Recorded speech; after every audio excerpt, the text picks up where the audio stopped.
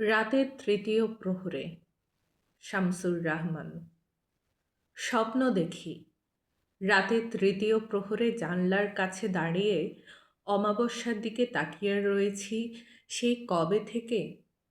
আমি কি ঘুটঘুটে অন্ধকারের বুকে উজ্জ্বল কিছু দেখার প্রত্যাশায় এতক্ষণ প্রতীক্ষাকে অনড় রাখার চেষ্টা কায়েম রেখেছি? কেন আমি খামোকা বারবার হাত বাড়িয়ে দিচ্ছি জানলার বাইরে? বুঝতে পারছি না কিছুতেই। ক্ষণে ক্ষণে ভেঙে যাচ্ছি, আবার গড়ে উঠছি কোনো ভাস্কর্যের অসামান্য শৈল্পিক প্রয়াসে। আজকের এই একাকিত্ব আমাকে খুব লেখাচ্ছে শকুনের ভঙ্গিতে।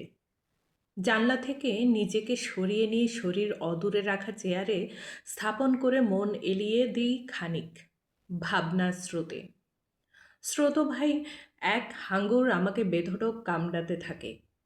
হঠাৎ বন্ধ দরজায় ধাক্কা অবিরাম, বেয়াড়া। দোর খুলতেই দেখি কজন ডাকাবুকো লোক আমার দিকে আগ্নেয়াস্ত্র উঁচিয়ে দাঁড়ানো। কেন যে ওরা কারো সাথে পাঁচে নেই এমন একজনের প্রায় নিঃস্ব বিনম্র বিনীত বাসায় হানা দিয়েছে ভেবে পাওয়া ভার। চল শালা আমাদের সাথে। ওদের কর্কশ কণ্ঠস্বর গর্জে উঠে। নিরুপায় আমি মেনে নেই সেই হুকুম।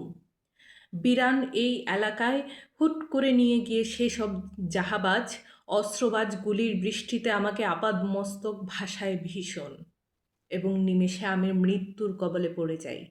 রক্তাক্ত আমার লাশ কাঁটা ঝোপে আন্ধারে পড়ে থাকে, পরে পশুর খাদ্য হয়ে রূপান্তরিত কঙ্কালে।